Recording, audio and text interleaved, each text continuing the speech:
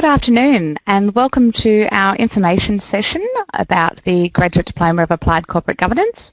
My name is Margot Smith and I'm the Regional Director New South Wales and ACT for Governance Institute, so welcome.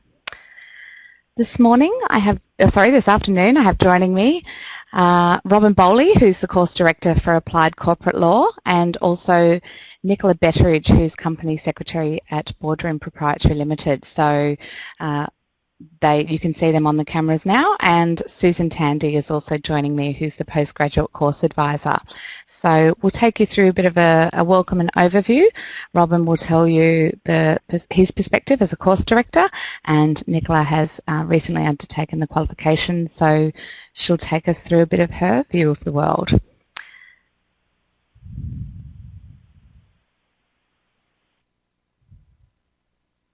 So firstly, we'll just go through the subjects and then we'll have a bit of a look at the exemption policy. We'll talk about the study commitment that you can anticipate, have a look at a bit of the assessments and talk about the delivery as well as the key dates, which are always important, and then Nicola will talk to us a little bit about the benefits of the graduate diploma. So we break up the graduate diploma into two streams. There's the private sector stream, which comprises of applied corporate law and corporate accountability meetings and disclosure. And then within the public sector stream, the differentiators there are public law and government, as well as public sector accountability and transparency. The common subjects you'll see to both of those streams are corporate governance, risk and compliance, financial management and accounting, and corporate financial management. So there's the core subjects broken down, and so they're all those core subjects, and then the electives depending on which ones you choose to take separate to the core ones. So as you can see there, applied corporate law, which is the subject that Robin is the course director for, provides detailed examination of the Corporations Act 2001. Public law and government examines legislative, constitutional and government framework focusing at a federal level, and a breakdown of what also financial and management accounting covers, and corporate financial management. Now, a question we get often is, what is the exemption policy? So you may be entitled to a maximum of 2 exemptions depending on your prior studies. Law graduates and accounting and business graduates, these most often apply to in your undergraduate studies. And we always ask that you discuss these with your course advisor, Susan Tandy, who's here with us today. But it's always a maximum of 2 exemptions. So we just ask that you provide the paperwork on those particular undergraduate subjects. In terms of advanced standings and credits, we also have some arrangements with universities. So there are subject exemptions granted by some Australian universities on enrolment to MBA and other postgraduate programs. There's a list there. We're also adding adding universities all the time. So where students should make applications to the universities that they're interested in attending regarding advanced standing, and universities will grant advanced standings based on their determination of the merit or coverage of our course. But you can see there's a number of universities there, and as I said, we're adding more all the time. Study commitment is something that is worth considering prior. So we recommend that students do 4 hours self-study prior, and then as well as the 2 hours tutorial for each subject. So really, it's recommended that students use the private study as the lesson really, reading in advance and attempting the answers to the practice questions prior to class, so that when you can come to the tutorial, that you can bring any questions relating to the topic and ask those in class, either of the course director or of your fellow students.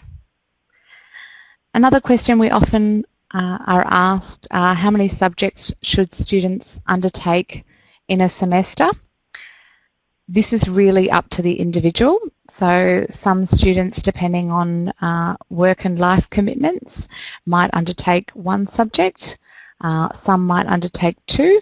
Many do undertake two. We do have some rare circumstances where people undertake four, but certainly it's determined by the other commitments you have. So one or two might be perfect for you, given taking into account that study commitment that you might have per subject. With regards to assessment, assessments for each subject consist of a written assignment, which is 30% of the overall mark, as well as a 3-hour examination, and that's broken into 70% of the overall mark. It's open book exam for all students, except for financial management and accounting and corporate financial management, where those are closed book 3-hour examinations. We draw on the experience of our subject authors, course directors and presenters from a broad range of backgrounds and disciplines. So we work with leading business and law academics. We work with corporate executives, university lecturers, senior governance practitioners and guest presenters who are subject experts in various fields. And this brings a rich diversity of experience to the qualification. It is called the Graduate Diploma of Applied Corporate Governance, and in that sense it's a really practical qualification where, and this is feedback we always get, and that's what we're aiming to do, is to provide a program where you can learn about something either that evening or online and implement it the next day in your workplace. So in addition to the subject authors, the course directors and the guest presenters, it's bringing together the rich experience and rich diversity in their backgrounds and of knowledge and skills that you can draw on, as well as your fellow students in the room.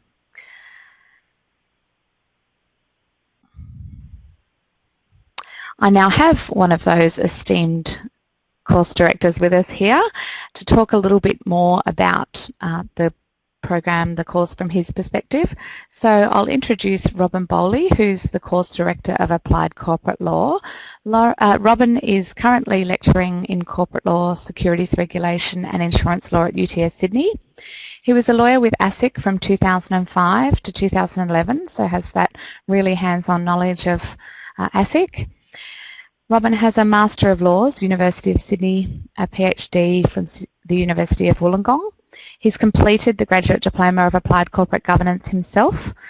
He's was involved in numerous investigations into possible contraventions of the Corporations Act 2001 and related legislation.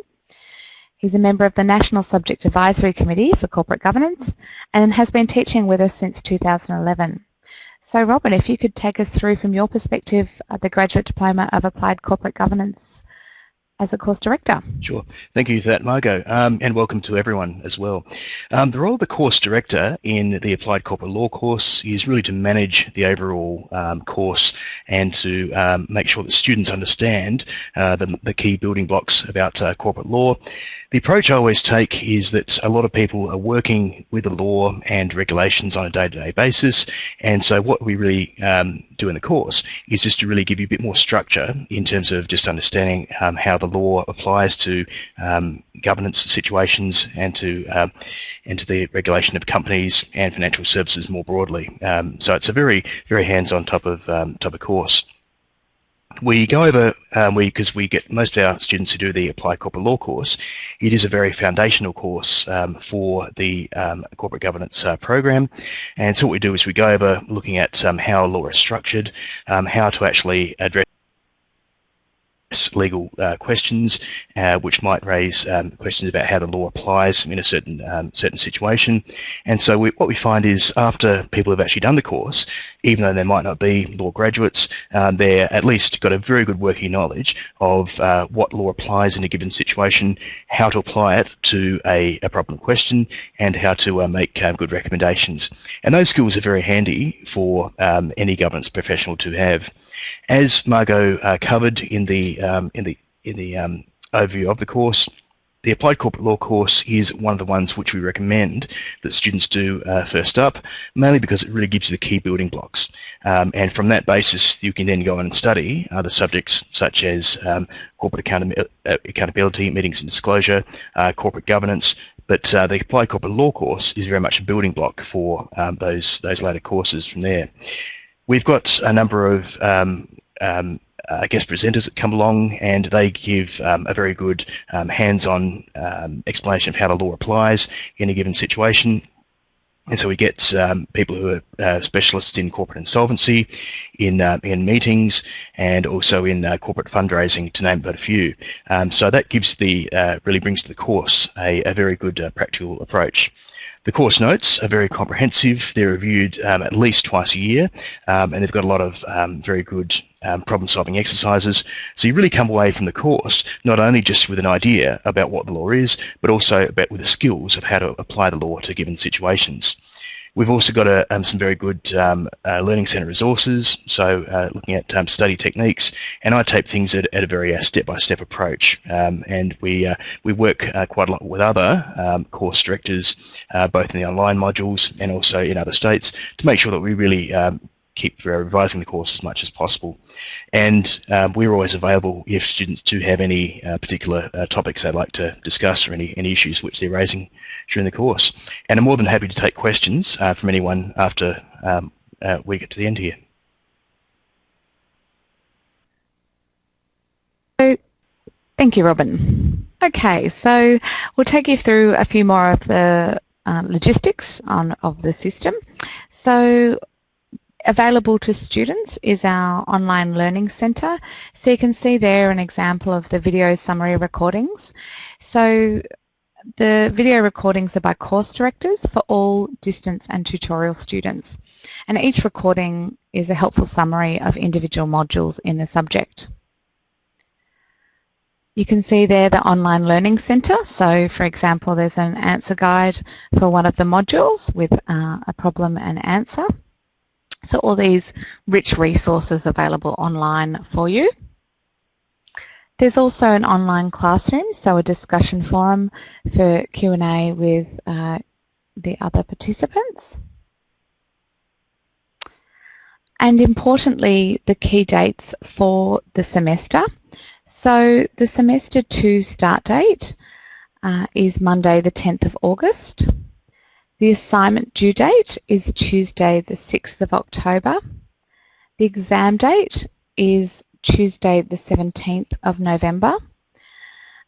And the timetable is available on our website. So within Governance Institute, you can just search key dates in the search functionality of the homepage, and you'll see that timetable there. I will just also say on the exams or the assessments, so with the open book and closed book, the reason that we have open book for financial and management accounting and corporate financial management is to make it easier for students to allow greater emphasis to be placed on the calculation aspects, and we're required to have a minimum threshold of calculation in these subjects due to our accreditation with ICSA. So the closed book examination better suits the computational aspects of the accounting and finance subjects. And so this exam will require calculations and analysis, and the tables and formula provided are sufficient for this purpose. So just to give you a bit of insight into those particular exams and the open book versus the closed book. With regards to online versus face-to-face, and Nicola may tell us a little bit about which mode that she did, but distance mode students have the benefit of participating in a fortnightly online chat session throughout the semester. So with the online classroom, the forum that you could see there, there's that functionality online for them to be able to participate online, and the chat sessions are quite an important part and valuable part of that online mode. So each student opts for whatever mode that suits them. So online is obviously very helpful for people in regional areas or overseas, or if they have diary commitments that mean they're unable to come face-to-face. But obviously face-to-face suits other people and their education preferences more.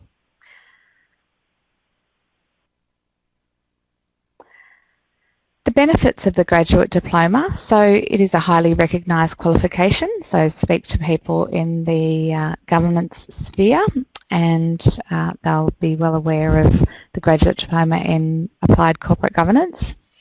It's a gateway to membership of Governance Institute, so it is a pathway in that sense. You benefit from the ability to use the post-nominals AGIA or FGIA as well as ACIS and FCIS. As I mentioned before, it provides advanced standing or subject exemptions on entry into MBAs at some universities. And it provides practical knowledge for governance roles, advisors, business owners and directors, so being that applied knowledge that you can learn today and implement tomorrow. When you undertake the qualifications and become a member of Governance Institute, you actually get 2 membership certificates when you're admitted as a member, one with Governance Institute of Australia and one with the Institute of Chartered Secretaries and Administrators in the UK. So it is a globally portable qualification. So that's a real benefit in this day and age with a global world and global career. So there's that benefit too. Now I think it's important that we hear from someone who's been there themselves. So Nicola is Company Secretary at Boardroom Proprietary Limited. She'll talk about how the qualification has helped her. Firstly, introducing Nicola. Nicola is a Chartered Secretary with experience in advising the boards of both ASX listed and unlisted companies. Nicola started her career as a solicitor in Scotland, where she worked for over 5 years in the private client sector in both large and small companies. She acts as a company secretary to a number of companies providing corporate secretarial services to a wide range of ASX listed, unlisted and private companies in Australia. Nicola recently completed the Graduate Diploma of Applied Corporate Governance with us. And so tell me, Nicola, what's your current role? Take me through a little bit about that and tell us what you do. Thanks, Margot. So I now act as a company secretary and work for Boardroom. Boardroom provides company secretarial services to lots of different companies. So in my role, I assist company secretaries in large organisations if they have queries or things that they don't come across very often. And I also act as a company secretary for lots of listed, both NSX listed and ASX listed, and for some smaller companies. Great, sounds interesting. Tell us, how did you come to hear about education with us? So I actually came to learn about this course through my previous employment, which I started with a listed company, and my boss at that company recognised that with a legal background there was something that I could be doing to help her. She was the company secretary and had done this course. So it was really through a previous member that I got to know about the course and learn about the value of it. Great. And tell us a little bit about your experience studying the program and a little bit about which format you did the program in. Yeah, so on the advice of my previous boss who had done the course in the same way, I took up the tutorial mode of studying. For me, that whilst I was working, it was the most suitable for me. It allowed me to cover the course on a week-to-week basis, attending classes and also doing my own study. I think one of the best things about that is it gives you the chance to interact with other students on a week-to-week basis, and also the course directors make themselves available both before and after the classes. So if you've ever got something that's not quite, you're not quite understanding, or you've got a query, it's great to have them there, and also to have the chance to speak to other colleagues about what's going on in your own workplace, and also to get their input and understanding of what's happening in the course on a week-to-week basis. Great. Yeah, we often hear that it's the people, the students in the room that are just as insightful in terms of some of the feedback they can give you and input into your current role just as much as the course directors and the guest presenters as well. So it's a real knowledge sharing exercise. I think that's true, and also for me it was great to be able to take the course at a slower pace and let the information sink in, because a lot of the time you're covering quite a lot of information on a week-to-week basis, and it's good to be able to chat that through with someone. Yeah, great. And on reflection, how do you think the graduate diploma has benefited your career? Well, it's quite easy, really. I wouldn't have my current job without it.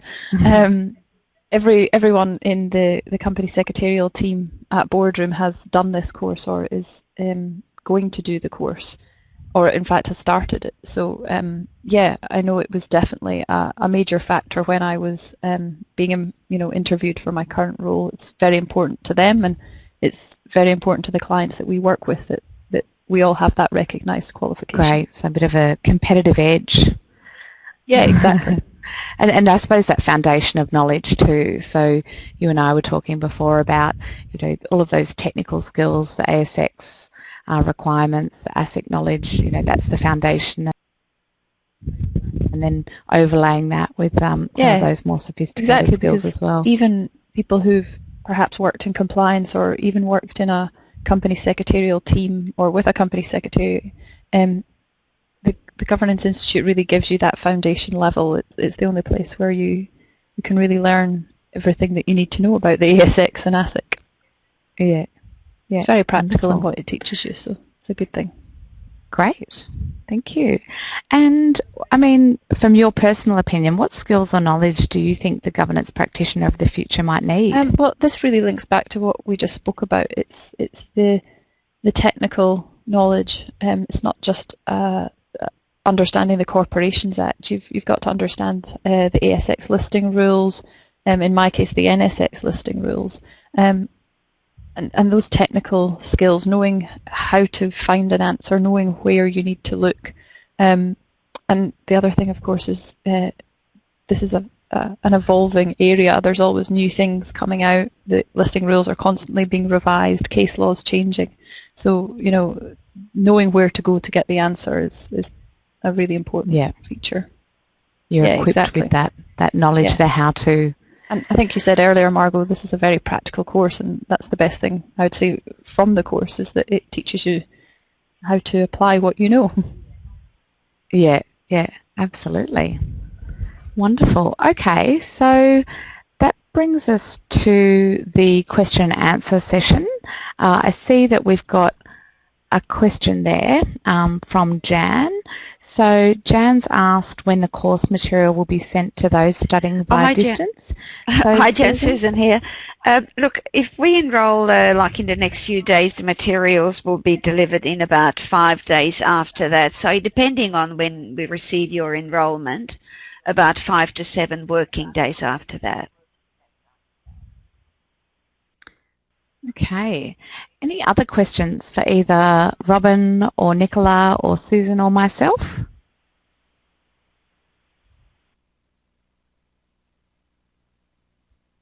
Looks like maybe we did a really good job of covering the content. Okay, well, if there's no... Robin, did you... Just one thing I'd also mention as well that Nicola also mentioned is I certainly find that students, when they come along to do the course, they find this to be a great networking opportunity as well. And not only do we have the graduate diploma courses, we've also got further certificate courses and short courses, which are, very handy. So you can also do a lot of other courses as well. So I personally find from my experience that, it's not only just the knowledge you gain and the skills you gain, it's also the contacts and the better understanding about how this ever-evolving field does really work in practice, which is a really good benefit from the course. Yeah, I'd agree with that. There's a real range of students in the room, as well as the course directors that you can draw on, as Nicola said, and also the guest presenters. So being able to tap into those contacts is a really big benefit. Any other questions or comments from anyone?